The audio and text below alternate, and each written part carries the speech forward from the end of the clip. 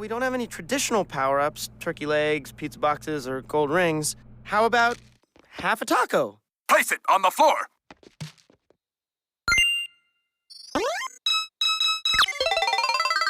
I wish I could do that. Now I must defeat the world's greatest fighters. Take me to the Soviet Union. That's gonna be tough, for a number of reasons. But I do know a fighter here in Gravity Falls. Maximum power? His name is Robbie V, and he's kind of like my archenemy.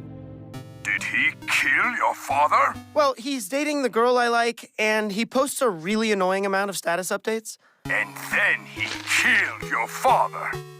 Sure. Anyway, I was hoping you could, scare him off for me so I don't have to fight the guy. Ha ha ha! Your question makes my shoulders bounce. Fireball, uppercut, countercut, bluff punch! So you'll protect me from Robbie? Challenge accepted. Press start.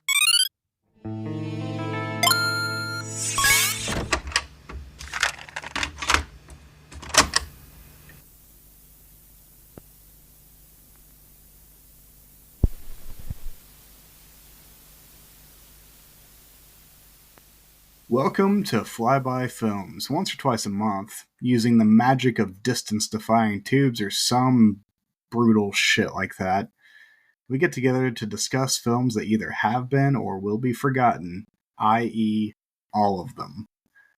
I'm Blake Collier, and sitting next to me in this tiny box, or should I say it's a large truck, with really unstable explosives in the back.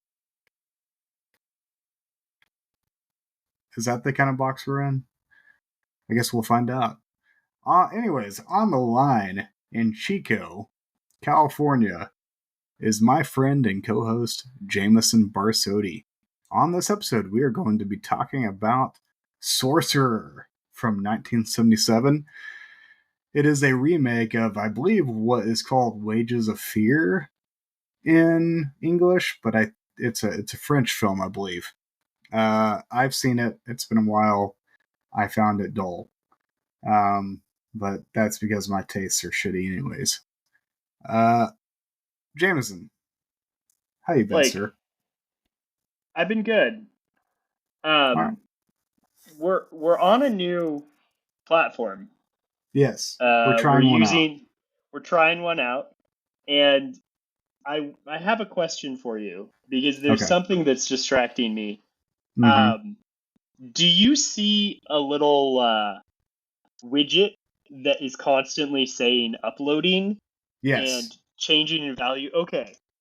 Well, it hasn't changed. It's 99% uploading at all times, but there's a little arrow that flips up.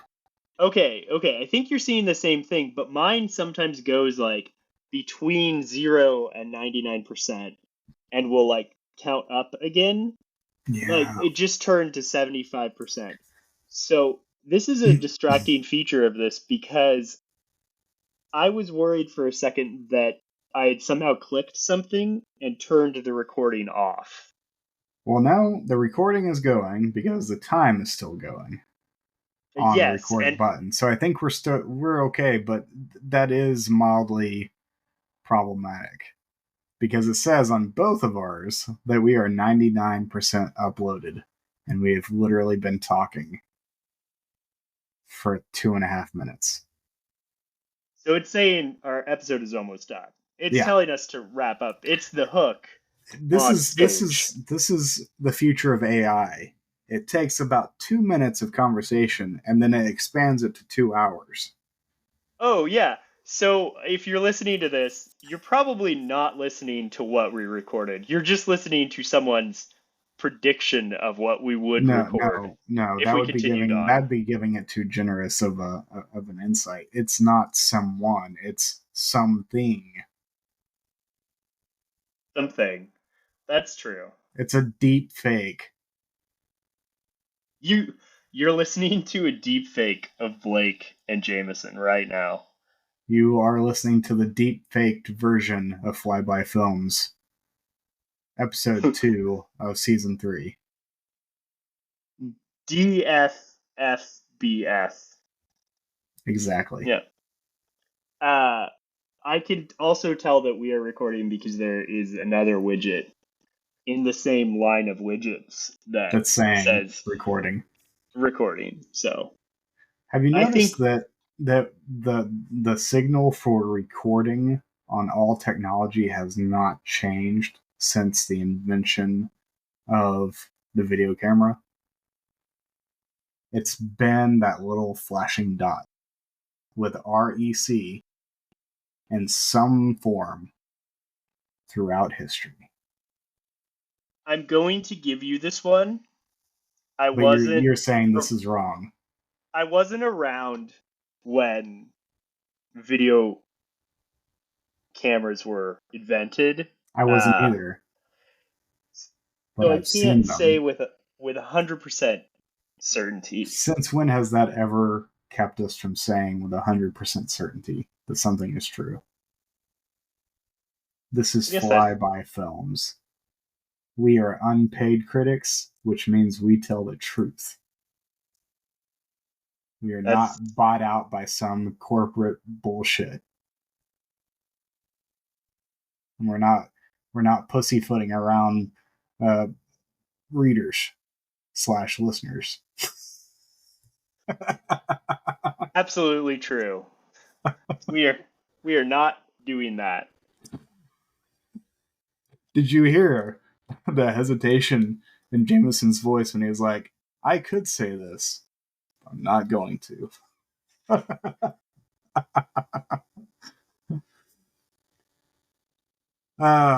So yeah, Jamison, we're gonna be talking about Sorcerer, Yes. which is a film in my all-time probably top 20, top 25 films. I think that makes sense. Um, and there's various reasons for that, which I'm sure we'll get into later. But Hmm. uh, before we get into that, I hear that you're saying you're basically stopping the slaughter of animals. Like you are single-handedly stopping the slaughter of all animals. And I want to hear No about how you're an doing this. no animals will be slaughtered on my watch. And by my Yeah, watch, I mean the entire time I'm on this planet. I So, thought it was your Apple Watch, and in that oh case, yeah. that's fair. I wouldn't want to see an animal getting slaughtered on my Apple Watch if I had one. I don't. Yeah. Actually, I have a hard enough spe time not looking at my phone. speaking of animals getting slaughtered on Apple Watches, I bet you could watch YouTube videos on your Apple Watch. I don't know. I don't have an Apple Watch. Uh, but that reminds me, my friend Greg had he lived in Egypt for a while, and You he was mean just you mean our friend Greg? Yes, yes, you know Greg. I know So Greg. our friend I Greg. mean I know Greg. Yeah. I mean You would really like how do we know people? I don't know, Blake. I don't have time to worry about Anyways, that. I carry just on. want to Carry know on. people. He lived in Egypt for a bit after college. Um, I think he was teaching science at school, elementary school for a bit. Mm-hmm. But he was walking around the markets, and I think he was with another friend of mine named Nate, and they came across a cow that was just slaughtered in the middle of the street, and he filmed Well, it and uploaded it to YouTube. So that's probably something you can watch on your Apple Watch. that is So true. Do you yeah, there. ever do you ever like watch videos of animals killing other animals, like the typical like nature and like red and tooth and claw shit? Sometimes I don't really like to make a habit of it because I think I end up seeing the really brutal ones that get, you know, that float to the top, and I'm just like, Yeah. that was enough for a year or two. There was one video last year that I think I watched where it was a horse that was in heat, and they let the stallion in, Mm-hmm. and the horse that was in heat was just going crazy, and she kicks her foot up and just hits him right in the head, and then immediate death. And it was just like, I mean, it wasn't quite nature because it was like a poorly handled situation by the humans who were there. So it was just kind of sad, and I was like, I'm good for a couple years on this shit.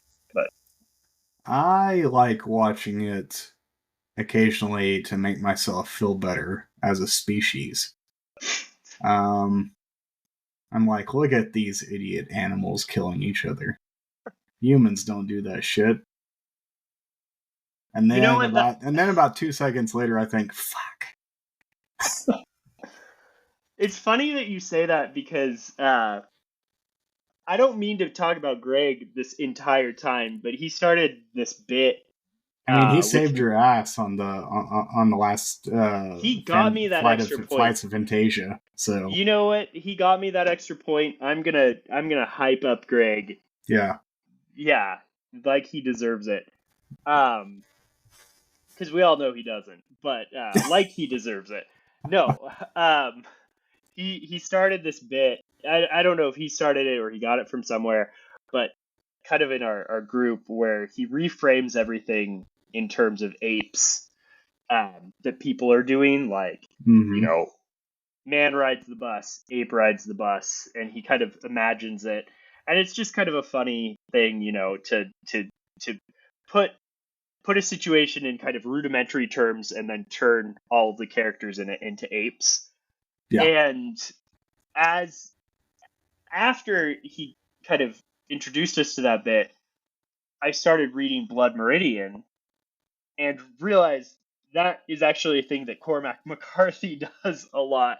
So we kept pointing out all of the passages where he calls the people apes in it, like just the people involved, like they're acting like apes, and so it's kind of funny that you say like, we're such a better species, but we're not. We're just no. At least we're mildly more civilized. I mean, I definitely find humans more interesting than any other species. I'd rather spend my time with humans most of the time than, like, I would agree dolphins. With that. But there's a small part of me that is overtly fascinated by raccoons. They're way too smart. Way too smart. You know what, though? The one thing that humans have over raccoons? Cars. Yeah, cars. Also, poor little smashed raccoons on the highway. Yeah. I say a little prayer for each one I see. And I'm only half joking. No, I actually think that's kind of sweet. It's kind of sweet, Blake. I know. I recognize that they're pretty much like pests and rats in some ways, but damn, they're cute, and man, they're intelligent. I mean, that's what we know about cats too, right? They're invasive generally, but we keep them in our house, and sometimes we keep them outside the house, and I like seeing cats. So, I mean, our cats are always in the house, but I like seeing outside cats too. So, okay, Jamison, I realize that you don't want to talk about this, but you're getting us off topic, and I need you to tell me about how you've solved the animal slaughter issue. Well, I've solved it by I had this idea. I was like, oh, you know what the problem with animal brutality is? It's that I am partaking in eating the animals. And so if I just You're the only one. If I remove that part of the equation, then animals are good. They're fine. We don't, who cares about the animals anymore? They're fine. The industrial farm complex only exists because of Jamison. Problem solved. Problem solved. So Blake is trying to needle at this idea that I am not eating animals anymore, which is actually true for 8 weeks. He said for 8 weeks. Which, for 8 weeks. Or more, I believe is what you said. Or more. or more. We'll see. Because I didn't actually make this decision in terms of animals. I made it because I wanted to see how it changed my health and body stats or whatever. If you I'm start getting more sickly, I'm gonna be sad for you. Yeah, no, and in that case, I know, like, oh, I need to do this. I tend to eat a lot of really like salty meats, like tinned fish Mm-hmm. and like cured meats and things like that, because that shit's good. It tastes really good. Um, so it's kind of a simple way to cut all of that out. I also use a lot of butter in my cooking, and I've known for a while that like dairy kind of doesn't sit super well in my tummy. So I've already been drinking like what is it called? Uh, Soy I'm milk, blanking. almond milk, Lactose coconut free milk. milk and other options like oat milk and stuff like that. Yeah. But or oat tea. I don't know if you consider that shit milk. I mean, it works. Yeah, I don't I hate don't care. any of it. I don't care. I have a friend, not Greg, a different friend who is a friend of yours too, George. Oh. Who, whenever I say oat milk or almond milk, Mm-hmm. he says that he thinks of these things with udders, and it grosses him out. So please don't think of my friend George when you say oat milk. I will do that. Have pity on him. I love having pity on people. It's one of my favorite things. Yeah, but I like to. So I say bless your heart in my head every time I pity someone, nice. and not in the like kind way, but in like the southern like, oh, Fuck you way. you're stupid. Yeah. Nice. So Yeah. 8 weeks of going full on vegan, right? Full on vegan. Not Yeah. pescatarian, not vegetarian. No. So no fish. Cutting out butter, cutting out cheese. No cheese. Oh my! Why would you do that to yourself? Well, so cheese is like a bedrock of civilized nations. No, I agree, but it's also a bedrock of getting salt into your system. And so, like, one of the things is I do have high blood pressure. Mm-hmm. Thanks, Dad. But yeah, he's definitely listening to this podcast. Yeah, he's actually in the ocean right now, or at least his ashes are. So I mean, he's actually probably in the room with you. He could be. He could be. And he like slaps you upside the head real quick. Yeah. the internet access and reception is maybe iffy wherever he is at. So that's fair. But where was I going with this? So I want to see if I can have some sort of control over my salt intake and other things too. But I kid you not, another reason that like my wife and I were like, oh, we should try this is we watched this documentary. I didn't watch it. God. No. I think you'll be like, all right, that's fine. It goes through all this stuff about how eating normal is bad for you, and it shames you and all this stuff. But then it's like this twin study, and apparently the vegan twins, the ones that were eating vegan, their libidos shot up like, whoa. And so Kira and I were like, yeah, let's do this and see if this, So y'all wanted to fuck more. I think that's a valid reason. That is a reason I've never heard for going vegan. So I'm going to give you a lot of props for that one. Did not see that coming. Yeah. Neither did she. That's what she said. That's what she said. It was actually really awkward because I didn't watch the documentary yet, and neither did Kira, but Kira's parents were over, and Oh my gosh. her mom was telling her this, and then after that conversation, we like locked eyes, and we were like, "Yeah, let's try this." So So basically, what I'm taking from this whole discussion is that you fuck animals; they don't matter. It's really just about you. Okay. yeah, Okay. Sweet. yeah. Okay. Okay. That's fair. Hey, I'm just as egotistical as the next guy, so I get it. Next question.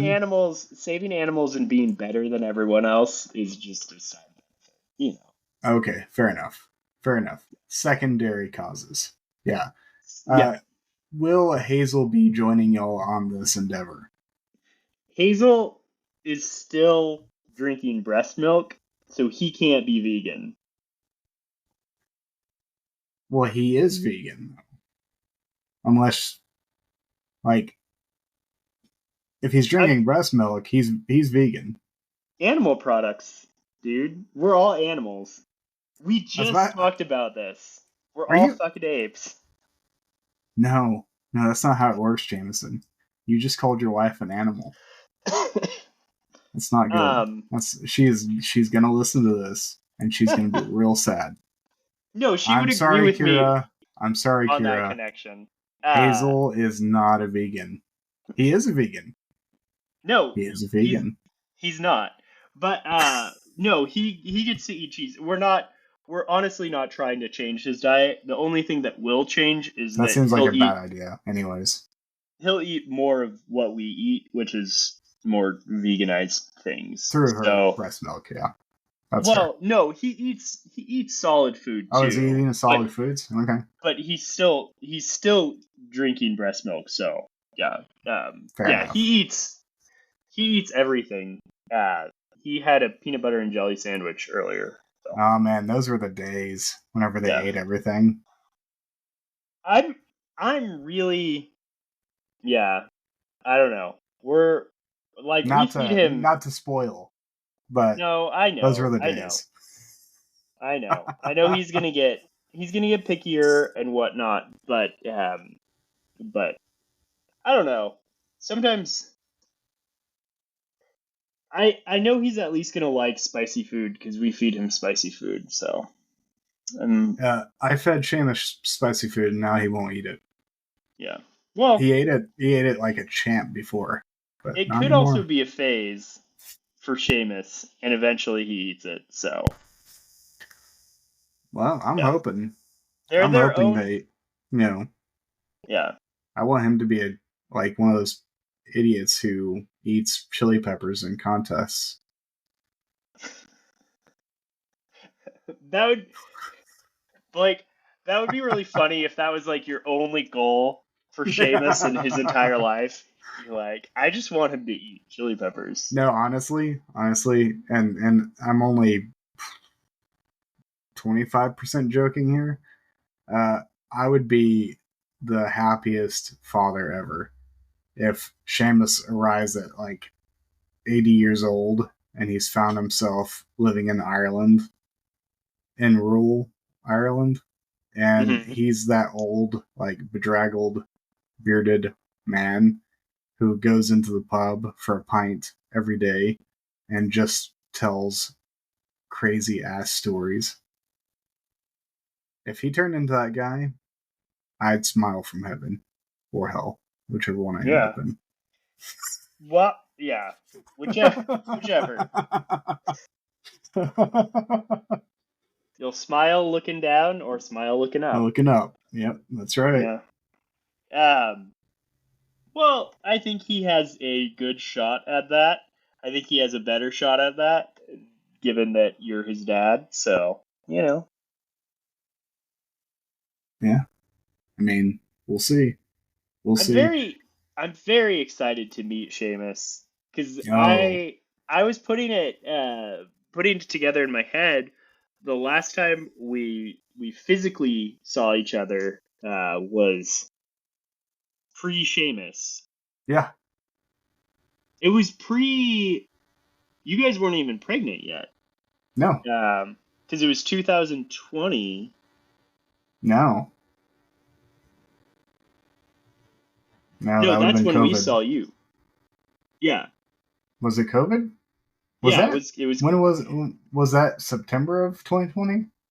Yeah, it was coming back from. It wasn't September. We were pregnant. Because we got pregnant March 2020. Oh, okay. So she was pregnant the last time we saw you. But you did not see Seamus. Yeah. Once he arrived on the scene. That's right. I was thinking, yeah, that's right, because his birthday hasn't happened this year yet. And he'll be 4 when it does happen. I was thinking he's 3. My mind was, yeah. Okay, that's right. I think it was June or May because we got to Chico in June. So I think it was May of 2020 that we saw. That sounds about right. Yeah. I knew it was either May or September because it was always one or the other. Yeah. Y'all were either heading that way or coming back or, Yeah. Yeah. But yeah, I feel like you just gave away a secret to our listeners. I didn't give it away, but I thought we had already said it. Give it away now. Yeah, we're going to be in person. I think here all of in our a matter of weeks. Couple weeks. Yeah. Yeah. In like couple weeks. 3 weeks. Yeah. 2 or 3. It's closer to 2. Closer to 2? Yep. All right. Well, I think all of our listeners already know this because we've probably told them in person. Well, you've told your people in person. I've told my people on text because I don't like dealing with people in person. Okay. Well, I fully expect to just be in another room of your house and text you. I had that image. Like, part of me was like, it'd be hilarious if we were in person, but we still recorded in separate rooms. That would be really funny. Yeah. Yeah. So Jamison and Kira and Hazel are coming to Tulsa. We are near a week. Yeah. It is. It's like a day over a week. So. Mm-hmm. You're gonna see some family in OKC. Yeah. That'll be good. I'm gonna see. Yeah, Hazel's gonna get to see his great grandparents. Yeah. And my uncle, my dad's only living brother, actually the only living son of my grandma. So that's awesome. Yeah, and he's coming to pick y'all up. Yes, so you'll get to meet my uncle. That's cool. Maybe. If the timing works out, I don't see why not. We'll make it work. He's picking us up, and he's also dropping us off. So, cool. So yeah. Yeah, we're gonna be having some fun. I think. I think we were planning on doing a live commentary of a movie, and I think we have the movie picked out. I think we do. And we're going to do a special episode. We have yet to figure out exactly what that episode looks like, but we'll have it figured out by that point, I think. Or it'll just be us bullshitting for 2 hours and no movie at all. I mean, with our children screaming in the background. Absolutely. Yeah. Well, I'm glad that everyone on your side is doing well, and I hope that the vegan extraordinaire case study works. And everyone becomes superheroes, or as my son says, superheroes. Superheroes. I don't know why. That's my favorite cereal. Superheroes. It sounds good. Yeah. Sounds way better than Wheaties. Those are those little circles that have capes on them, right? Yes. Yep. Yeah. Kind of like Cheerios, but superheroes. Yeah. So I was always, when I first tasted it, I was kind of annoyed by the fabric that's fair. that you get in your mouth. You would think that they would little... make it edible, but yeah, but they just decided not to. it's a good source of fiber, though. Yeah. Roughage, man. Absolutely. Except it's weird whenever like little pieces of like purple fabric start coming out in your shit. It's off-putting. I think they took it off the shelves because of the sweatshops that were involved in making it. That was a big controversy. Little tiny hands making little tiny capes. Yeah, you really needed children to make those capes. And I'm sure they were getting paid a better wage than any other place of work there. Yeah. So.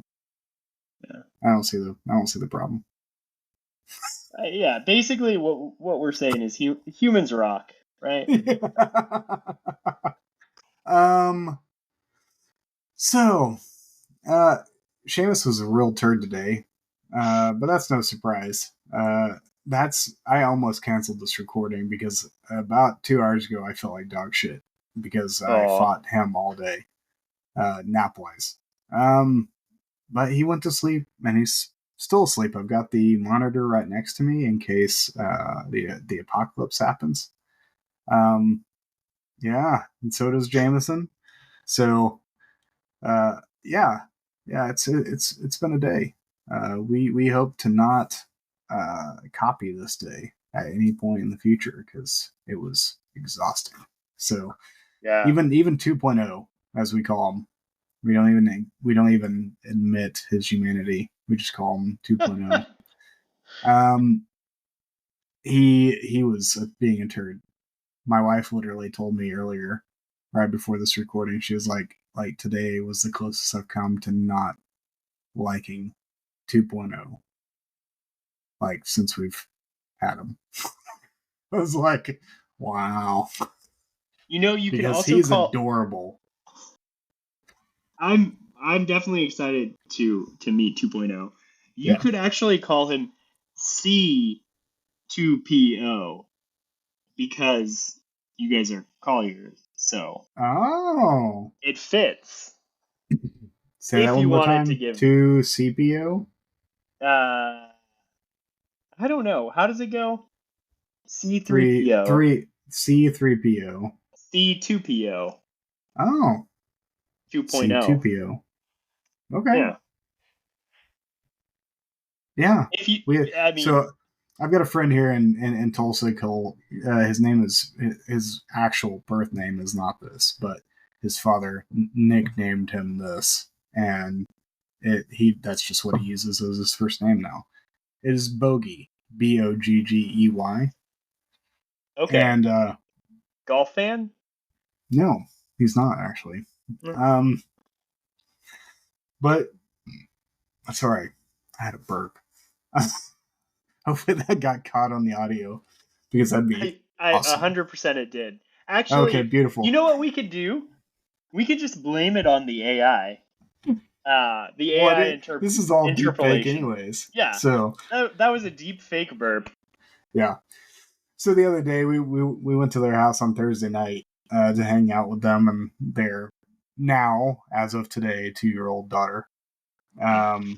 And he was saying that he doesn't know whether to call Owen by his actual first name or one of the nicknames that we call him by, which is Iggy. And then he made the joke because he's a jokey kind of guy. He's like, I guess I could call him Bogey Jr. And I was like, that's gonna stick. So, and the rest of the night I started calling 2.0 Bogey Jr. Because he's not my child. So Owen has Get it? 3 nicknames already. Because it's embryo adoption. It's a joke. Oh, okay. I was gonna give you a pass on that one, Blake, by just ignoring it, but Okay, you know. fair enough. Uh, That's what my wife does. So he already has 3 nicknames. He's got Nugget, Oh wow. Nuglet, 2.0, Owen, and Iggy. But weirdly, like Iggy was the planned nickname for him, and we don't really use it all that often, which makes me a little bit sad. I need to start using it more often. Nugget just comes out easier. Mainly Yeah. because we call Seamus Buglet. Buglet and Nuglet. Yeah. We often call him Der Bugletzen. Oh. Yeah.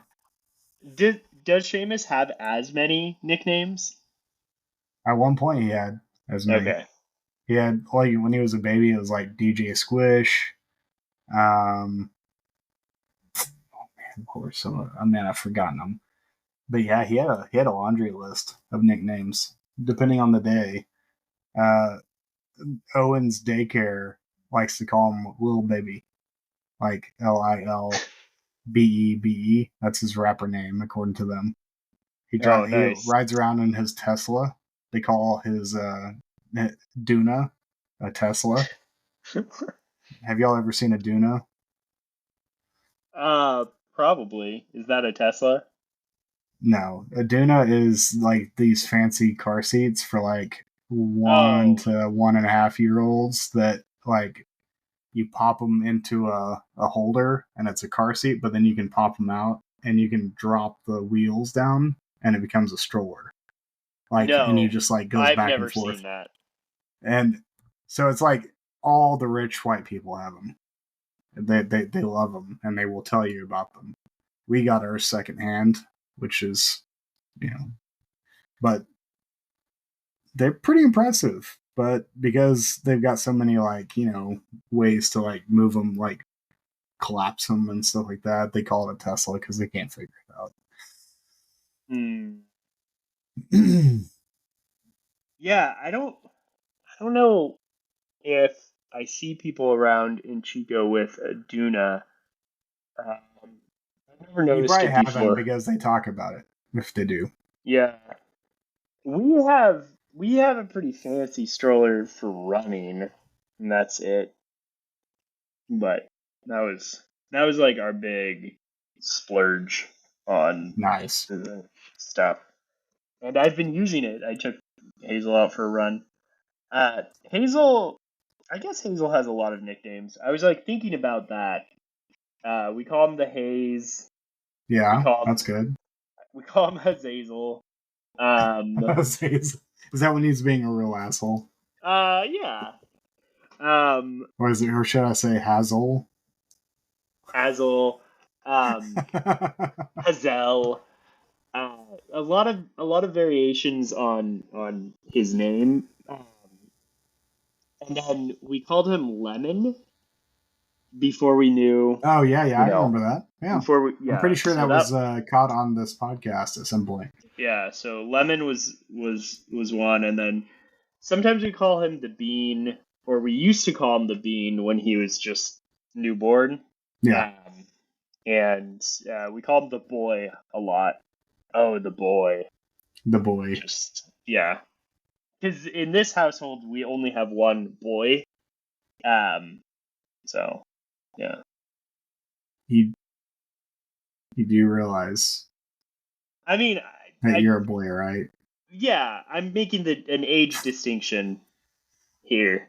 Oh, age distinction, not boy meaning someone not under the age just of gendered. 20. Yeah. Sure, yeah, under the age 18. of whatever. 18. Yeah. Let's say 18. 5. Yeah, and I'm 36, so that's too old. Yeah, exactly. That's the distinction I'm making. Okay, good to know. So, what are your thoughts about existence? Blake, good we're not or bad? here yet. What? So I bring this up, and I talked to my therapist yesterday about this. Okay. Last week I hit a really bad spiral of existential dread. I think my turning 40 finally caught up with me. Mm-hmm. And I two things happened specifically. First, I went down a really, really dark rabbit hole of how pointless my job is. Mm. Building buildings for a corporation that sells shitty products in order to just continue consumerism. It was really dark. It was really dark. Anyways, so that's beside the point. That happened at the same time as a general restlessness I was feeling around not having any kind of perceived time to create or write, and which I haven't written in probably 2 months ish. And it's like literally like it feels like I wake up, I get the kids ready, along with my wife's help, of course. I'm not the only one, but I get the kids ready, go to work, come home, deal with the kids, put them to bed. And then whatever time that is left over, I'm either catching up with my wife or cleaning up or uh, too exhausted to do anything else or or thinking about work, which is the most maddening part of it. Mm-hmm. Then I just go to bed and wash, rinse, repeat. Um, and yeah, it hit me pretty rough. My wife was like, "Yeah, you're in a space, aren't you?" So, but thankfully, I came out of it fairly quickly. But yeah, it was dark there for a little bit. Yeah. I mean, I don't I don't know how you get out of that one because that's. I mean, you said you came out of it, but I I mean, feel like it's still there, but yeah, it's yeah. not like in my face. I feel like I've So, been there for, you know, I don't know, years. Um, no, but it does resonate with me because, I think there are some people who don't worry about creating things and aren't like concerned with that, but I think most people have some sort of desire to be creative or, make little things, whatever that may mm-hmm. be. And I like to set aside some time to do that.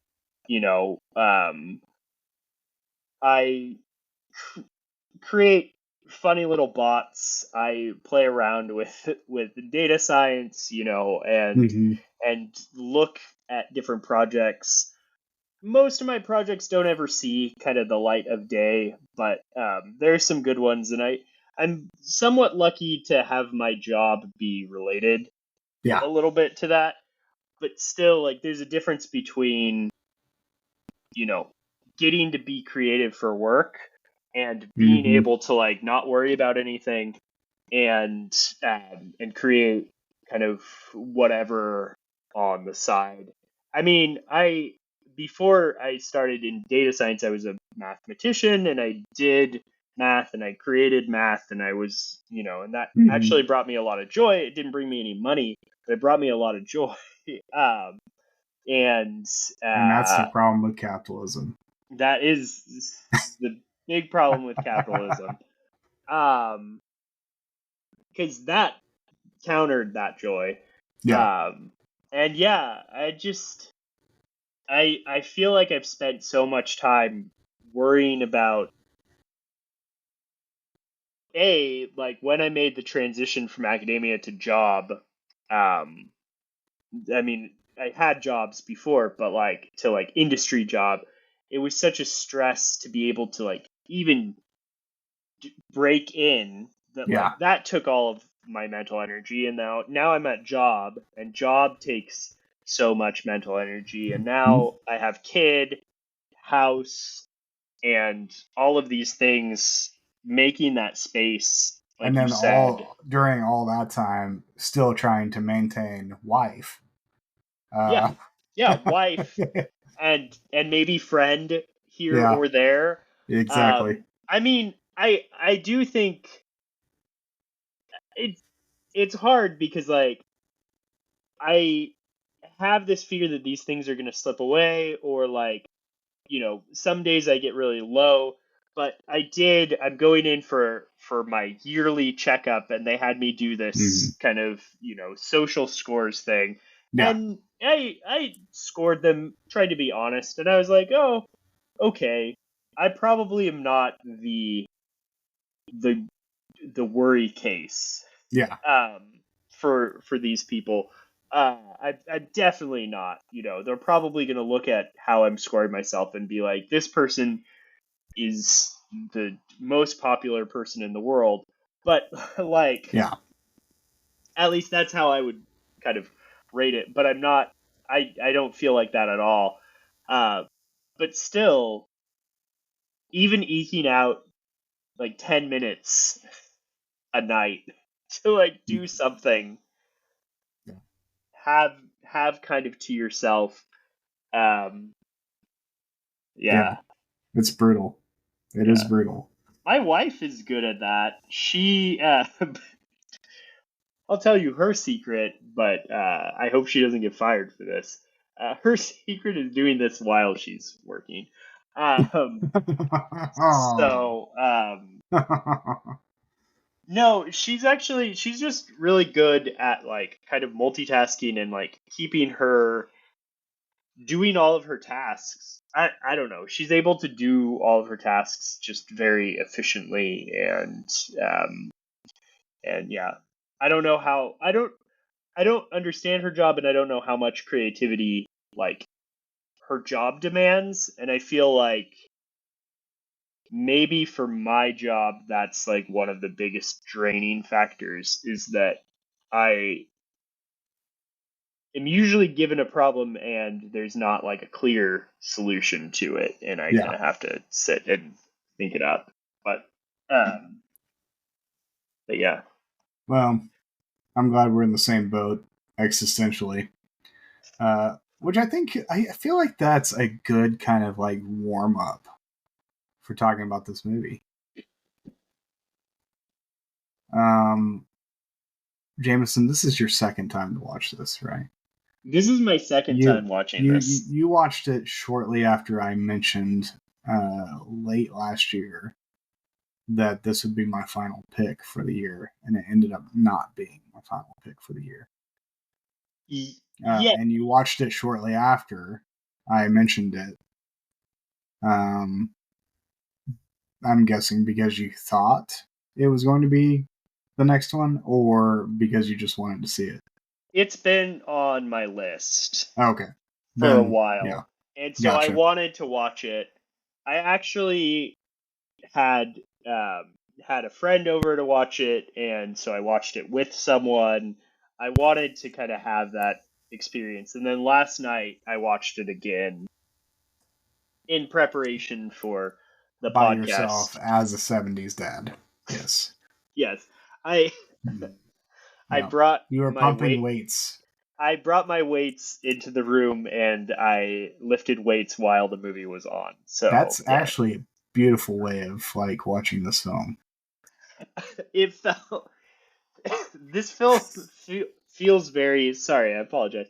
This film feels very masculine in a Oh, very, very old school sense yeah. of that, and it just felt like uh, lifting weights on my junky setup was not junky setup. I'll say my garage setup. I don't have a garage, but this is what would be in the garage, Yeah. if I did.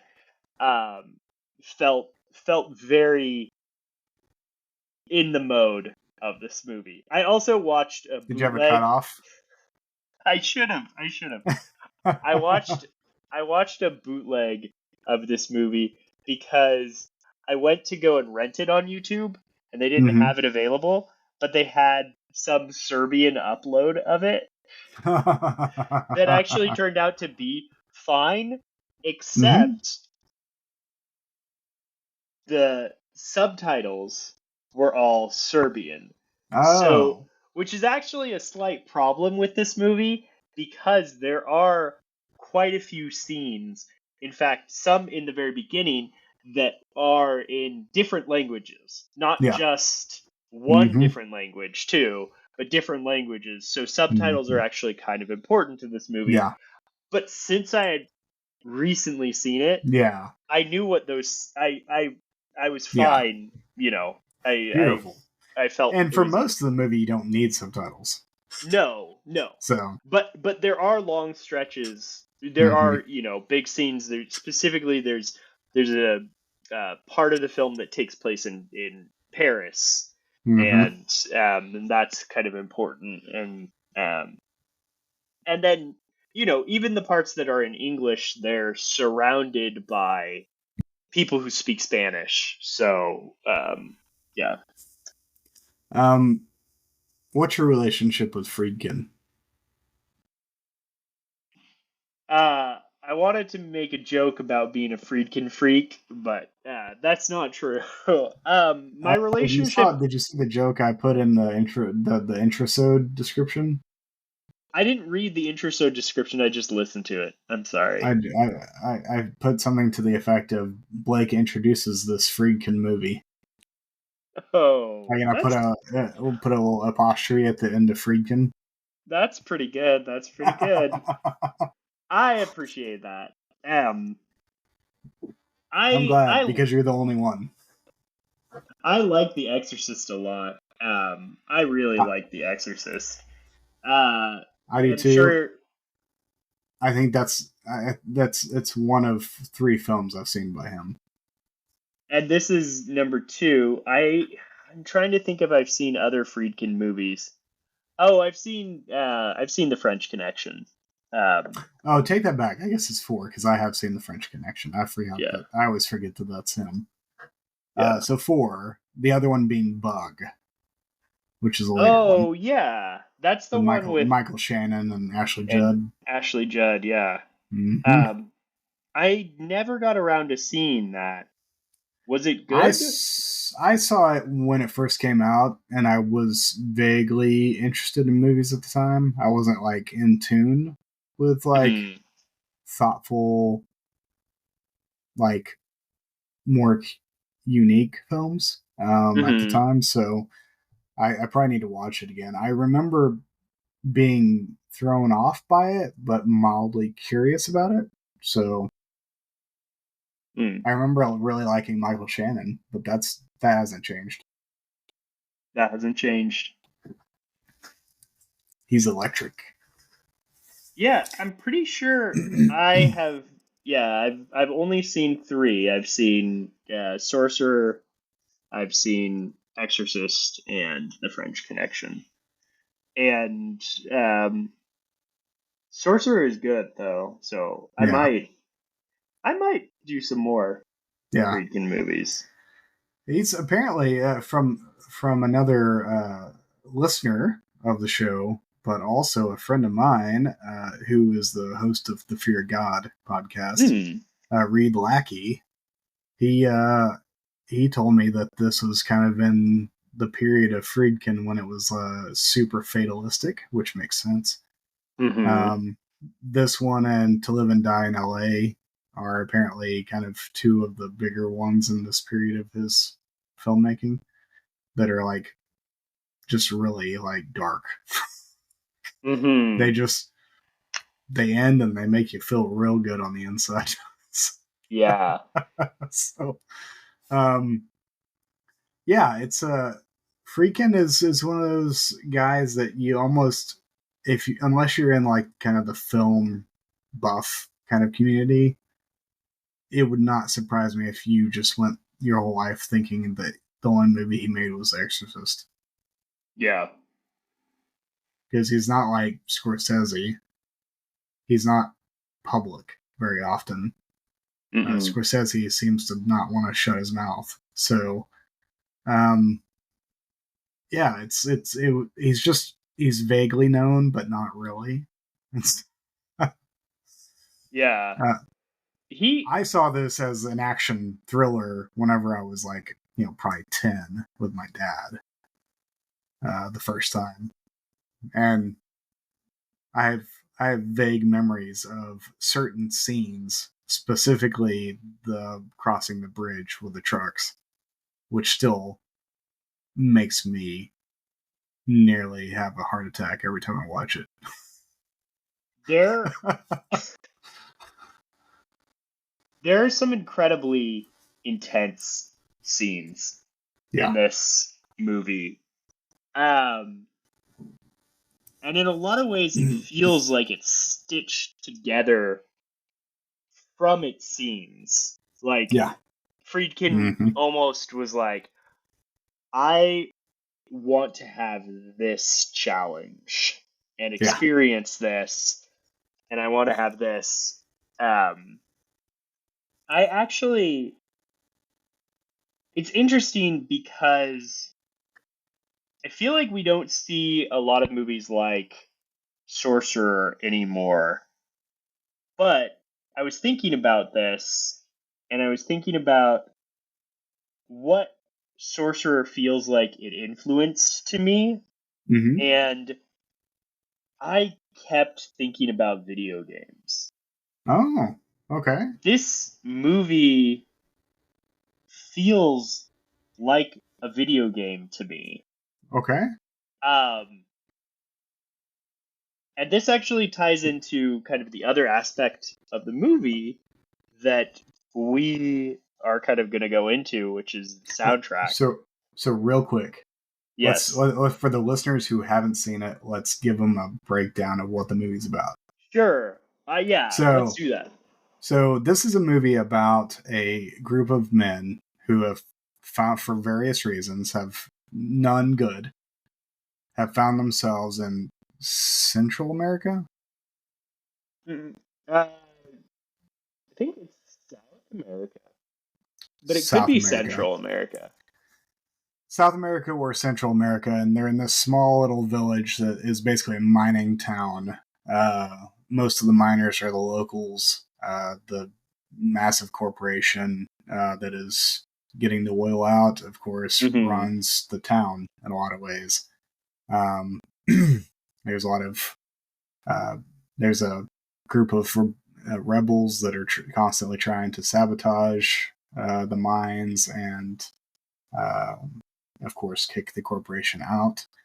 But these men, these various men from different countries, have found themselves in this village, almost as kind of like not homeless, but poor expats who Mm-hmm. are just basically living hand to mouth with whatever work they can get, so that maybe eventually they can get like passage out of that place.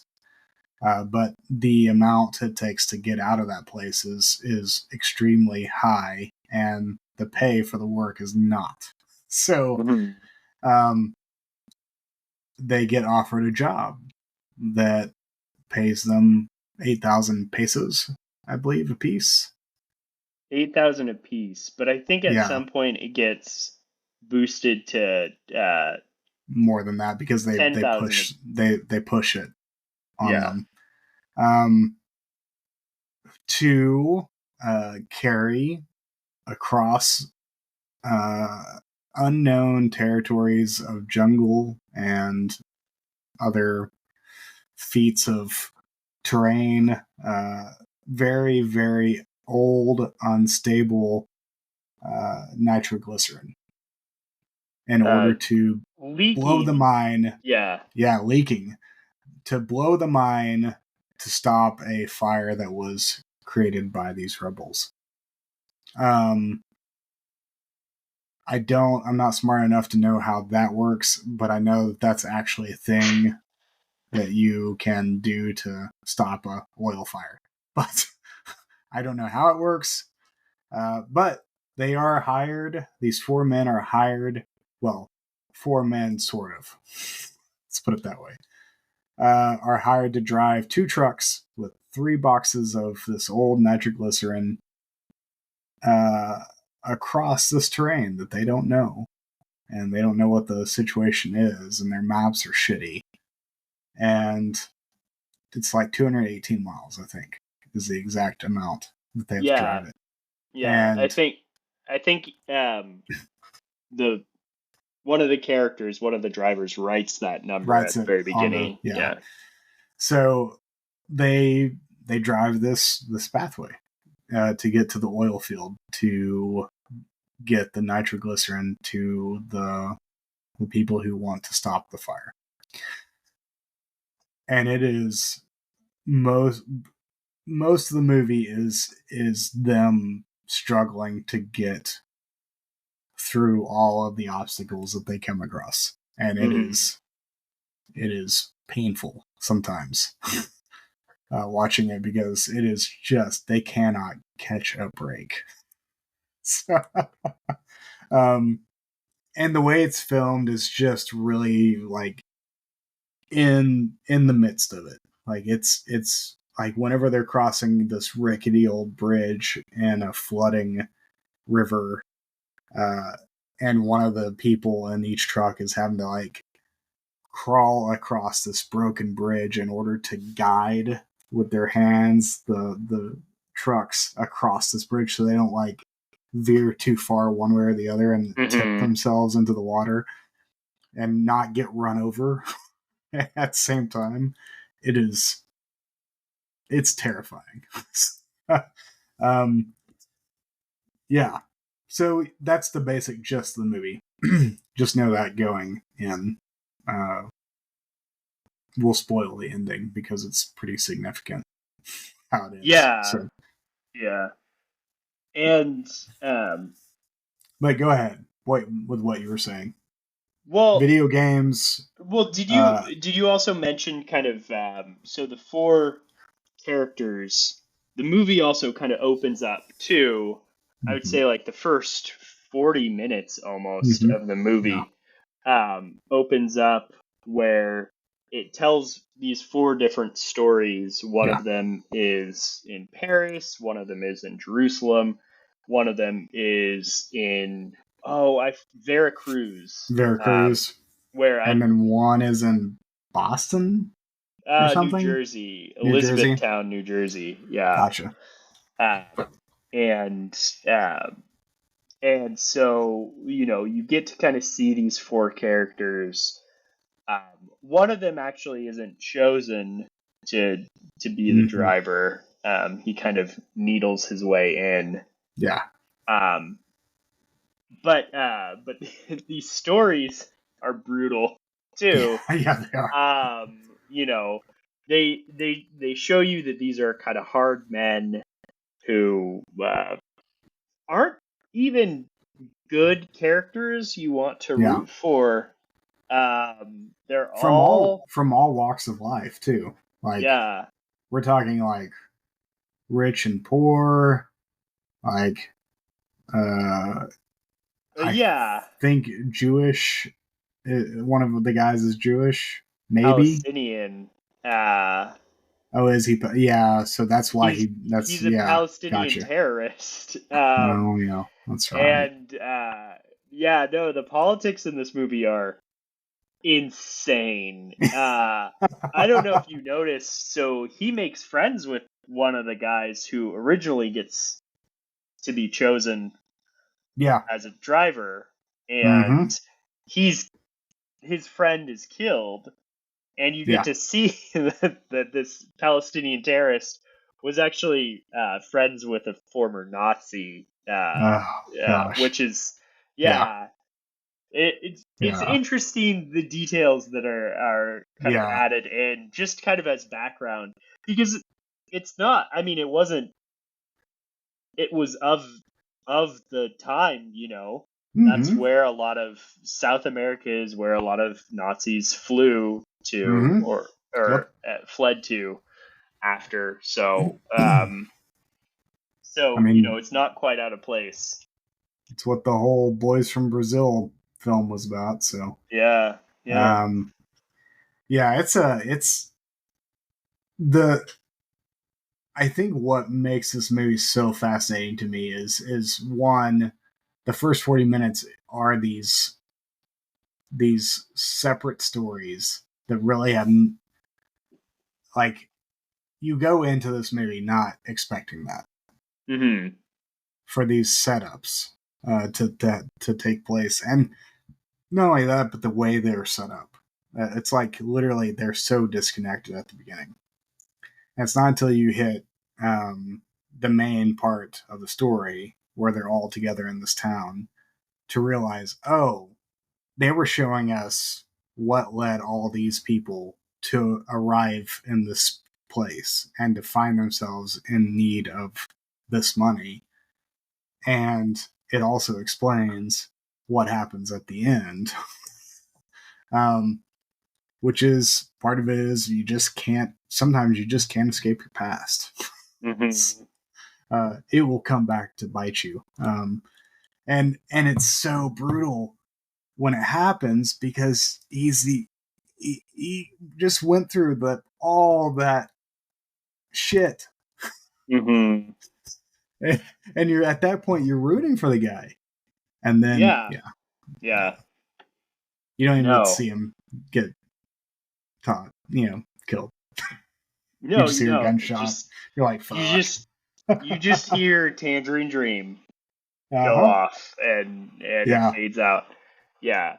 Um And how that is on the soundtrack of the Tangerine Dream soundtrack, that is the theme song. mm, Like that's the theme mm-hmm. song. Yeah. That had nothing, like all the rest of it was just like music, but it's the final track that is the actual Sorcerer theme song whenever he gets what's coming to him. Yeah. That's funny. I didn't pick that up. Um yeah, I guess I was just saying like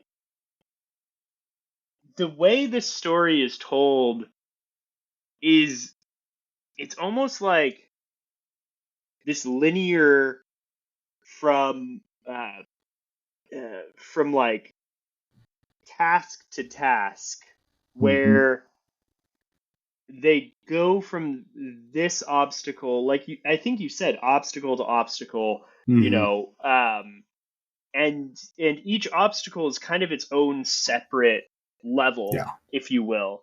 And Mm-hmm. so the movie, it was made in 77, so we didn't have a lot of video games at that point, and not a lot of video games. Like the Nintendo Entertainment System was 10 years in the making, so it was Yeah. not going to come out for a bit, but but it really it really did kind of feel like, okay, you have to use your hand-eye coordination. That's a Mm-hmm. big aspect of this movie. um you have to be careful, and then drive across this bridge, get from point A to point B, and all while this pulsing synth soundtrack is kind of coming in and out and playing. And you I think what ultimately like clinches this way of like thinking about the movie as kind of this video game projected onto a film is the scene where they have to kind of build the explosive for the Yes. tree to Yeah. blow the tree out of the way. Yeah. um and obviously, like I said, this movie came out way before video games, but Yeah. I really feel that this influence has somehow seeped in to a lot of things, Yeah. and this it just everything. Even you mentioned like, oh, what do they want? They want money to get out. It almost feels like points. They have to kind of Yeah. score these many Mm-hmm. points. Um, so I've just been kind of toying around with that, kind of playing around with that in my mind. Um, and this is kind of a tangent, but I think it'll bring us back into kind of the fatalistic view of this movie that you were talking Okay, about. go for it. Hit me. One thing about video games, and this is like a memory that I have in my mind. One thing about video games that I think everyone is familiar with is this concept of death. Yeah, That's very strange. Like, death is a heavy thing, but in video games, it's not. It's yeah. just something that can happen any instant. You fall into a pit and you die. And I have this memory of when we first started playing video games in my house. We kept saying, my character died, and my parents got so kind of bothered by that they were like, okay, you guys need to say zapped. Because he's not dying. He shows up again. That's not what death is. And Yeah. they really tried, and we were like, no, we don't want to say zapped. That's stupid. Who would say zapped? But it's so interesting, kind of this concept of death, how it can be so kind of cheaply translated into video games. And I don't want to say that Sorcerer treats it cheaply, because I don't think Mhm. it does, but there is kind of this sense that it could happen at any moment. Yeah. But these people, these characters in this story, in this game, are still playing the game. Yeah. Whether or not, and they still have to play it as a game. They still Mhm. have to kind of act in that way, but death could happen any moment. They could fall into a pit. They could fall off the side of the road. Yeah. Anything could happen. And Well, I mean, technically, you could say that when the first two of the four die, there's very little given to them. As far as like they're not like, the camera is not necessarily interested in lingering on it. mm-mm. And so, like, on that level, it does almost feel like a video game. Like, Yeah, no, those two characters are now zapped, and they'll have to start the absolutely. game over again. Absolutely. I mean, so there's kind of a newer concept in video games called like playing a game permadeath, Mm-hmm. where you basically have to start all the way over. Like, you don't really die. No one dies in a video Yeah. game. But like a lot of games have gotten so in depth that you can play them for hours and hours and hours. And some people like to play on this idea of permadeath, where, okay, yeah, you can keep playing, but part of the fun is that if your character dies, your save file gets erased, essentially. Gotcha. And so I was thinking about that in this case too. Like, these characters, they're it's a little callous to think of them as video game characters. I get that, but like, bear with me. But like, they're playing on permadeath mode, Mm-hmm. but they Yeah. don't even get to start over. Yeah. um, No. Well, at but least that we know of. yeah, who knows? I mean, Who knows? there might But be some kind of weird reincarnation shit going on, but but you're right. Like, how that scene is filmed, and it's so effective too, mm-hmm. is that you really feel like you're in with these characters. You feel Yeah. like you're almost in the car with them at that point, because they've survived so fucking much at that point. Mm-hmm. And they miss a jump. Yep. They just biff one thing, and And it's such a and small thing comparatively. and it's not even actually their fault. Like, in the movie, it's an accident that could have happened to any Yeah. of the vehicles. But yeah, so maybe let's give it a little bit of its cinematic credit. Yeah. The so the whole movie, you're watching these two vehicles kind of pass through the jungle, and Mm-hmm. you get to kind of watch, like, okay, this vehicle A does it, vehicle B does it, and you get to kind of watch them in both vehicles. They get to the tree, they think that they're they're done for. They figure out, oh, we have dynamite, let's just blow up the tree, which I Yeah. love. I just Yeah. love that logic and that Yeah. connection. I'm like, ah, this is movies. This is film. This is film. And then they get through that tree, and the road looks great. They're they're home free almost. Mm-hmm. And then just out of nowhere, a tire pops, the car veers off the road, and of Yeah. course, explosion happens. Mm-hmm. So, Yeah. It's brutal. and it's brutal. It It's is brutal. brutal. Yeah. It's well, and what's so interesting about the final section of the film is that you find yourself, so spoiler alert, Roy Scheider is the only survivor of the four. And the final scenes of him driving they take a very artistic turn. Like, it's like you can tell that they have caked on the makeup. Once you get to that point where they're past the tree and they're driving, like, largely quote unquote home free, you can see that they've caked on some really pale makeup on all the characters, to make them just look gaunt. And just, which, if you think about all they've been through, like, yeah, it makes complete sense why they would just be like last nerve.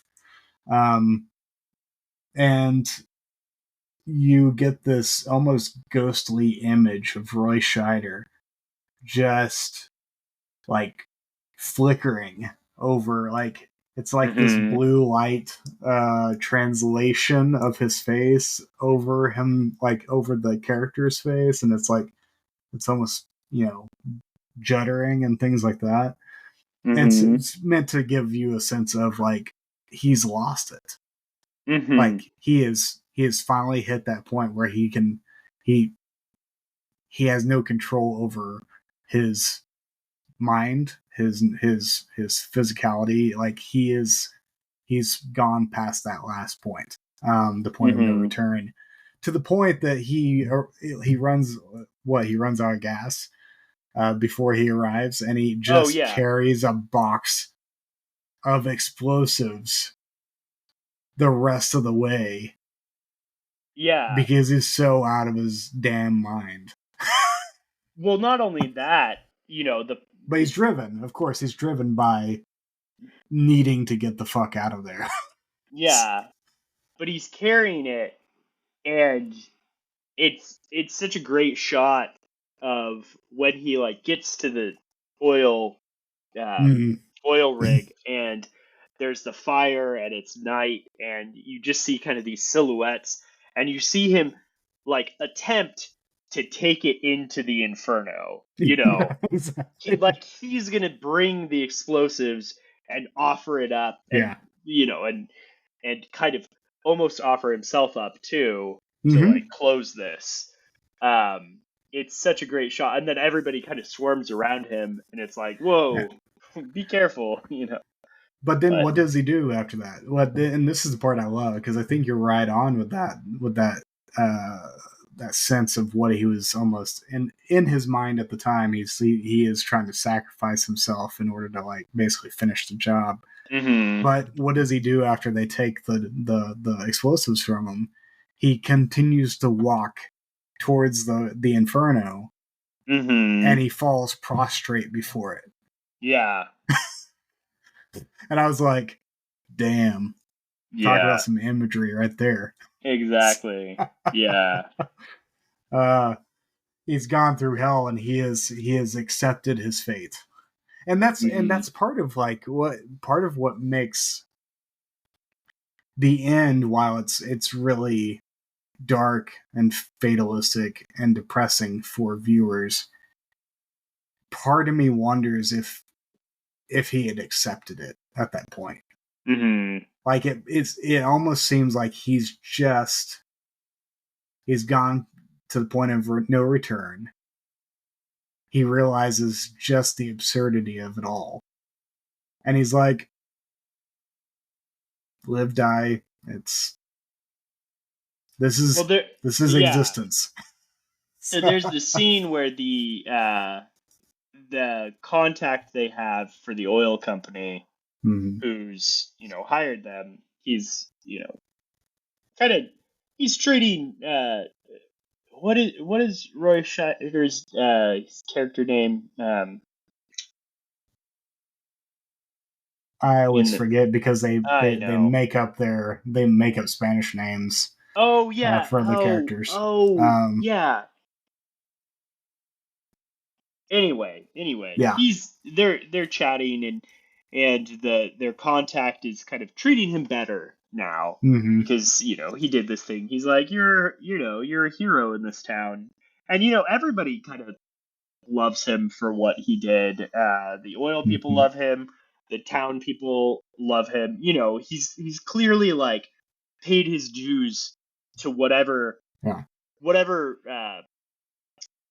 spirit of the locale, and he's been seen as a blessed person. So even the cops who were taking money from him are kind of they have their eye on him, but I think okay, they know better than to kind of mess with him. But the contact is trying to convince him that oh, you should go to this really nice place, you should relax, you should enjoy yourself. And he's like, I don't think that's for me. I don't think enjoying things is for me anymore. Yeah, exactly. Yeah. Oh man. And then the moral of the story is the person he screwed over in the beginning of the film, their guys come and find him in that same place where he's about to get on a plane to leave and shoot him. Of course, you don't see them shoot him, but you hear a gunshot, and of course the synth-y theme of Tangerine Dream. Additionally, there's also that fact that the only reason he was still there was he wanted to dance with this lady. Yep. And the connection there, right, is before they left on the journey, she gives him, or wait, doesn't she? She gives. I'm trying to remember who she gives it to. I don't think it's him. I think it's one of the other characters. No, she gives it to the French guy who is one of the guys that dies. She gives it to him. She gives him is it a cross? Or no, she gives him back his watch that he tries to sell. And yeah, I should know that. Well, shit, I couldn't remember either, and I watched it last night. I finished it last night. But she does it noticeably, like she does it in the group, and so So what's your take on that? Why do you think he stops to dance with her? I mean, there's that scene, and there's a scene prior to them going on this journey that I think is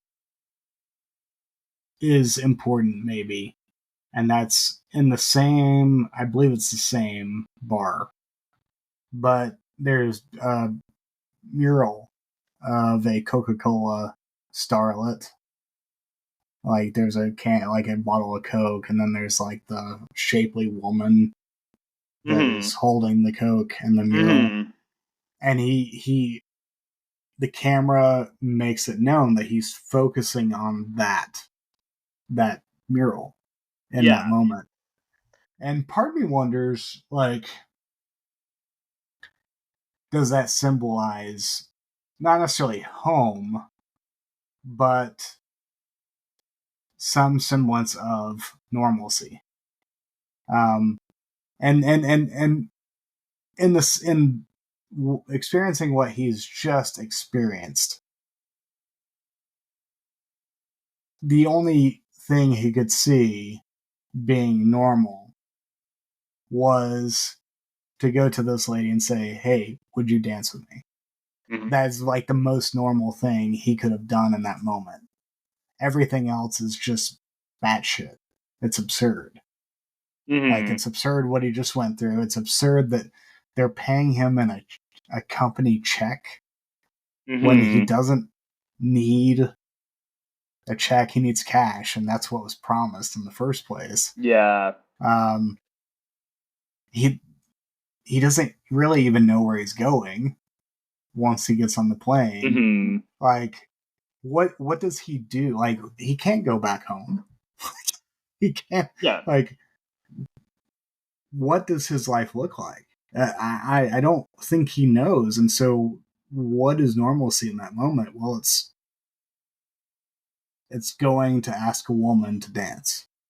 Mm-hmm. And knowing Roy Scheider's background and knowing that he was a really talented dancer himself, Mm. it makes sense that it's, you know, it may have been one of those improv moments for him. Like, he might have gone over to Friedkin and been like, let me have this moment. Like, Yeah. Yeah, I mean, I get a sense that it's tied somewhat to, I don't want to say nostalgia because that feels like it's cheap. Mm-hmm. Because I don't even think whenever he's looking at the mural that he's thinking of, oh, the good times or, easier times or anything like that. I think he's just, what is normal? What is life as usual? Not the absurdity I've found myself in. I don't know. Yeah, yeah. I mean, I think that kind of works well with that mural scene because, it starts off he's looking at the the girl's ass, and Yeah, then of course. it goes. So you've got sex, and then Mm-hmm. you have like an ice cold beverage. You have Mm-hmm. cold, Yeah. and these are all things that just are from another Yeah. place. Now he's in a world where none of these things exist, and yet they're Mm-hmm. there, kind of taunting him in a sense. Yeah. Mm-hmm. And And yeah, that's actually really good because I think you can make the case that by giving in to the taunt, he ends up getting killed. well, maybe, Because he yeah, sees, okay, you could say at the end, he sees what is, something that he can do in the moment that would be normal or something that yeah. he hasn't experienced in a long time, and he gives into it, and that's what causes. I think I'm a little apprehensive to go fully on that thought, because that moment, I would say, like, in a movie full of such depressing, Yeah. nihilistic uh, consequences, um, the moment that he has with this woman, she's just cleaning the floor, she's doing this very demeaning task, Mm-hmm. and and he's kind of the quarterback at this Mm-hmm. moment. He's the most popular guy around, and he approaches her and he says, would you dance with me? It's a very tender moment, I It would is. say. Yeah. So I don't want to. I mean, yeah, it You're is. like, I don't want to make it any sadder than it already It's is. true. It's true. And I think I was pointing this out too, where like the only reason that he's still in that building Yeah, and not kind of he asks them to hold the plane so that he can do this thing um is because he's doing this, and that is what ends up getting him killed. And yeah, I guess that's just an extra twisting yeah, of Friedkin's knife. Like, I think the first moment too that really gets you is in that death scene where I don't think we've mentioned this yet, but that the car that blows up is yeah, is Sorcerer. yeah. So the vehicles that they're taking have names, Hmm. and the whole reason the movie is named Sorcerer is because one of these vehicles is named Sorcerer. I Yeah, mean, maybe there's other reasons too. We could yeah, get into that. I don't know. I haven't been able to figure anything like that out. But yeah, one of the vehicles is named Sorcerer, and that's the vehicle that blows up. Going back to that scene, which is a pivotal scene in the movie, the only character of the drivers that really earns any sort of sympathy is the French guy, I would yeah. say. And Hmm. that's because he has someone who loves him, Yeah. waiting for him. Hmm. He's dirty. You could maybe argue that he's maybe less dirty than a terrorist or a mobster or Hmm. or a hitman. But Yep. he's not a great guy, and there's a reason why he's here. Like all of these guys are He's white collar crime. he's white collar crime. But he's got charm, he's got grit, and he He's has someone who French. he's French, and he has someone who loves him. And so your heart is really pouring out, especially because in the scene where he dies, he's talking about his wife, and you see that glimmer, and you see that hope, Yeah. and then Friedkin just extinguishes that. Yeah. So Yeah. you know, it fits with that, I guess, Yeah. extinguishing of hope. Um, Yeah. I think you're right on the. I mean, the only other thing I can think of that makes Friedkin name this movie Sorcerer is if you think about the nature of a sorcerer, they use alchemy and spells and fire and whatnot. mhm. I could see a world in which you could make the case that these men are trying to commit sorcery by bringing this alchemic mixture to, quelch this fire. But No, I think that's but that's actually about it. I think that's spot on though. I mean, I think if you think about fire kind of being like, yeah, and going back to kind of video games just to make Mm-hmm. a connection, is a lot of times when you play sorcerer characters in games, your power is fire. You Fire. shoot Yep. fire. So you know, fire is a very key thing in this.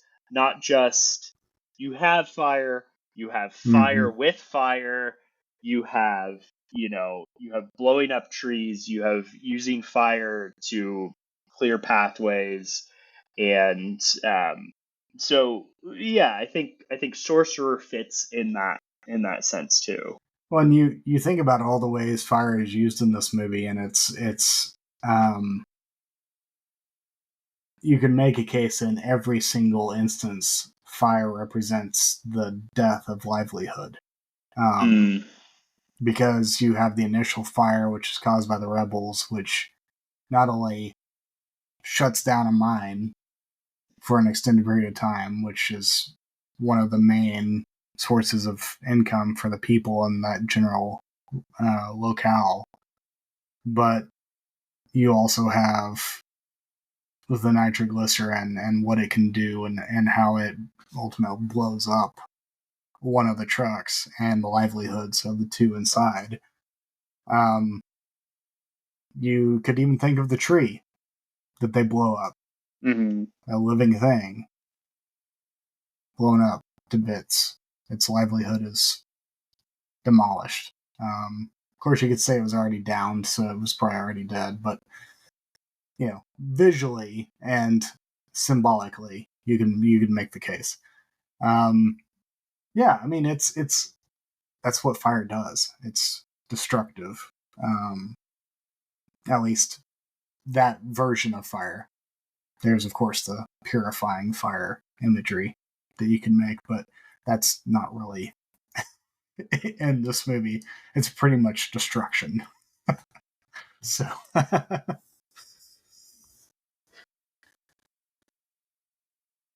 Like, what did you like the soundtrack? oh yeah, yeah. Before we Okay, move to the soundtrack, I wanted to ask you, who is the no. main character of this movie? William fucking Friedkin. Sure. um, man, who's the main character? I would almost have to say the setting. The setting. I Yeah, was gonna say the car. that makes sense too. I mean, I would say none of the people strike me as quote unquote main characters. Mm-hmm. They all, and in that way, it's almost gamified too. It's a bunch of side characters that Mm-hmm. like. You can choose your own character. Yeah, Yeah. exactly. I mean, they're all avatars, Mm-hmm. and not in a bad way, not in a James Cameron way. Not in the Cameron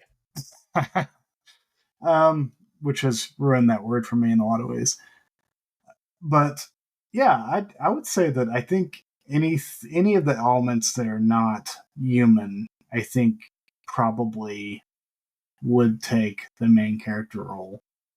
Whether it's Mm-hmm. like the truck, the nitroglycerin, the setting, The the tree, the inferno, bridge. the Yeah, the inferno, inferno. whatever. Yeah, there's different ways you could take that, and Mm-hmm. I really think you can make a better argument than you can make for any of the human characters. Yeah. So Yeah, I was thinking about that, and I don't have a solid thought or question, or I mean, or answer to that question. no, But I thought it's a good question because I think it's I valid. I yeah, I don't think really it's an think it's interesting. Yeah. yeah. I would put it like I've been thinking a lot about stories and movies and other media that has made the setting or the place the central character, Hmm. and I would pretty seriously consider this in that category. So, um, because there's very much a man versus nature element to this movie. Hmm. So, Man versus nature, but also in a sense, man versus stupid task. exactly, Um, exactly, yeah. and I Stupid think task for a stupid reason. well, and I think that's again going back to the video game connection. That's kind of that's what it feels like. It feels like this completely made up point A to point B task. Yeah, And yet these people, for whatever reason, are driven to play it, yeah, you know. And with hmm video games, it's our stupid little ape brain that wants to see flashes on the screen. But for them, it's I gotta get out of yeah. gotta get out I of get, here. I got to get out of this place. This is the last thing I ever do. Yeah. Yeah. No, I really like I really like the gamified aspect that you brought into it because I think there's I mean I could talk pretty significantly on the gamification of modern day, but I mean, everything's gamified now, like dating, work. Mm-hmm. I mean, it's all just a game. It's swipe left, swipe right, swipe. Click this, click that. But that hasn't really changed. I mean, it's a little bit more computer centric, but it's always been there. Like, it's always been, hey, you need this, so you have to go on this quest in order to attain this said thing. Mm-hmm. And the game is rigged. I mean, it's particularly interesting that they chose to make the central work mining. Since that's such a specific tied element to labor disputes throughout, especially American history, but also other parts of the world. Mining has always been very much tied to unions and strikes and things like that. And so I don't think that's unintentional. So, are you gonna take this opportunity to hype up Panopticon again? Everybody should listen. Everyone should listen to Panopticon. Specifically their album Kentucky. Start with that. Yeah, so good. Great album about mining. I got two of my coworkers to listen to it. I was hoping that it might turn them socialist, but the more I read about that guy, the Panopticon guy, the more I like him. Yeah.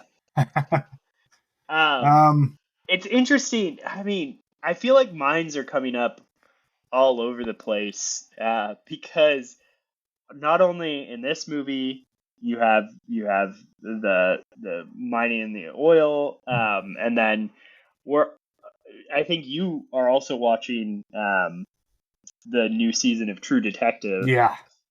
Mines in that, and Kira and I were watching that episode last night, the newest one, and it reminded me of an article that I saw earlier in the week. I just saw the headline, and it was like, study finds that living anywhere near any mine is terrible for you. And I was just like, oh, good to know. Yeah, and that makes sense too, right? As someone who came from Bomb City, also living anywhere near a nuclear disarmament plant, also terrible for you.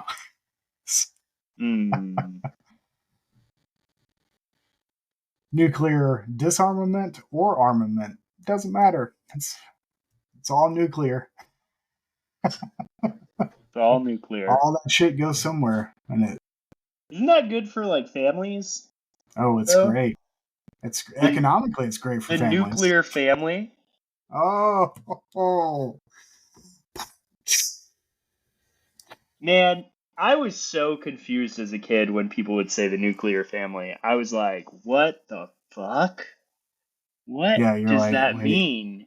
I mean, but I didn't... A family that explodes?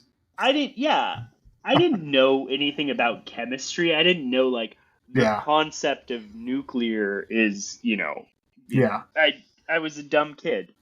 But yeah, I was very confused. I'm pretty sure that nuclear bombs, Pretty sure everyone had probably had that at some point when they heard nuclear family. They were like, that doesn't make sense. Yeah. Yeah. No, so what's your history with Tangerine Dream?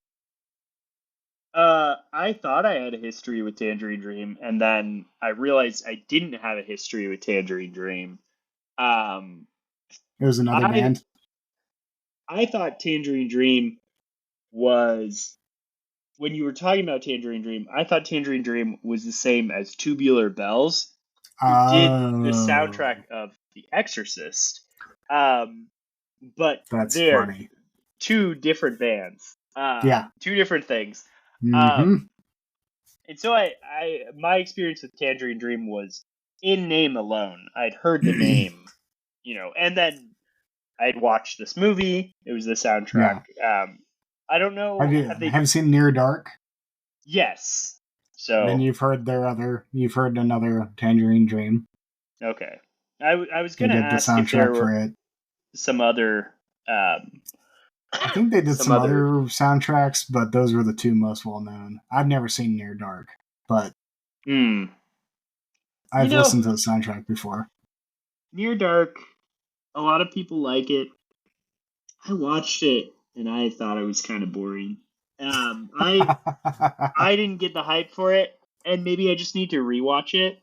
I will say, like, I feel like I was giving it my attention when I watched it. Yeah. But it was years ago, so I would definitely have a different perspective now. I just know it has this big cult status to it, and Bill Paxton's all right. Outside of Point Break, I don't think I really like Catherine Bigelow. I like the one she won an Academy Award for. Zero Dark 30. No, the one before that won Best Picture. I liked it so much that I can remember the name. Hurt Locker? Hurt Locker, yeah. I like that. Yeah, that was pretty good. Yeah. I'm also glad that Hurt Locker beat out Avatar that year. So. Well, of course, yeah, because no one wants James Cameron to win. That's some fucking stupid shit right there. Certainly not me. Yeah. Yeah. Tangerine Dream is one of those weird little electronic bands that kind of rode the line, especially in the 80s, between weird, like, synth heavy, but also electronic. Like, they were just a strange band. And the fact that anyone sought them out to do a soundtrack has always been a mystery to me. Because if you actually listen to some of their non-soundtrack work, like, I mean, it's cinematic in that it doesn't have words, but that's not the first person I would have think of whenever I would be like, oh, I want a soundtrack for the Sorcerer. No, but it works. It works. Well, what's kind of strange, and again, I want to ask Friedkin. I mean, he's dead now. He died last year, but like I'd love to pick Friedkin's brain about what exactly he was thinking, because again, tying it back into this like game aspect of it. Yeah. It sounds very game. It sounds like a cyberpunk soundtrack, and nothing about this movie, like, this was pre-cyberpunk. I mean, I guess maybe there was some like proto cyberpunk stuff. So this was 1977. Maybe there was some, some of that, and maybe. But I would imagine it wouldn't have been mainstream enough for Friedkin to. But Friedkin was maybe looking at these influences, but he had it in his mind to kind of mix this kind of mercenary, storyline with this pulsing synth, very, very futuristic sounds, very, Tangerine Dream. If you've never heard Tangerine Dream, just imagine a band that would name themselves Tangerine Dream, and you're halfway there. Yeah, exactly. It's true. It really is true. Like, if you listen to their non-soundtrack material, this is the best way I can explain it. And this sounds like a knock. It's not. I actually really like Tangerine Dream as a band. But think of electronic music and then think of the Kenny G soft rock version of that music, and you have Tangerine Dream. It's Show Me the Air. I can't. I don't know their other stuff. Yeah. I did. So I went to listen to their album, and they didn't have anything. I went to Bandcamp first, Yeah. and they didn't have Sorcerer on Bandcamp. So I went to YouTube. I listened to it there, but Mhm. they also had a new version of it that was recorded in like 2014, Oh, really? where Not just they remastered? it w- no, I think they They re-recorded re-recorded it. That's fair. it, and that was fine. I think they expanded on It some was like, ideas. that was fine. Well, I think their original soundtrack is like 45 minutes long, and this one was like 75, and they Oh, just like expanded on ideas, yeah. No, and I was like, that's never a oh, good idea. this is a little No. much, Mr. Dream, Yeah. but Mr. Tangerine. I, I guess y'all can dream, Yeah. you do you. Oh my Uh, gosh. but it's really good. It's Yeah. it's it's a very very good soundtrack, Yeah, and it is. It is. like I said, I think it paves the way for for this cyberpunk kind of dirty mercenary. Like you could probably make a connection between this movie and then like uh, Blade Runner later, which also has a very iconic synth Yeah. soundtrack, um, where everyone's kind of dirty and everything's mission related and stuff. So Yeah. No doubt. No doubt.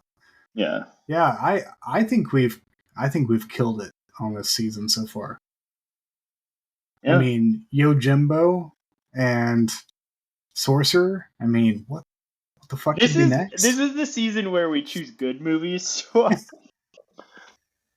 our listeners are like, oh. Yeah, they also watch good movies, not just random movies. uh, we're still early in the year. Yeah, I it can is. think of plenty of soundtracks I love for movies that are not great. Yeah. Yeah, so shout out in the comments if you like the soundtrack picking business, because we're still unsure if we're going to finish out the year doing this. Yeah, These two were the experiment, see how well they went, and I think they went phenomenally. yeah, I enjoyed it. I mean, I enjoyed listening to the music and Hmm. watching the movie and kind of putting it together. But yeah, this was. We don't have to keep doing this. Um, you know, but I care more about what you think, Blake, Well, that's funny than. because I care more about what you think. Oh, that's sweet. All right. And that's why I have a hard time letting go every single time we record. Mike, I don't want to say goodbye, but I feel like I owe that to our listeners to say goodbye. Well, you know what the secret is? We can keep talking after we hit the stop Oh record. shit, that's how that works? Yeah. Oh All fuck. right. Okay. Cool. Bye. Let's end this shit.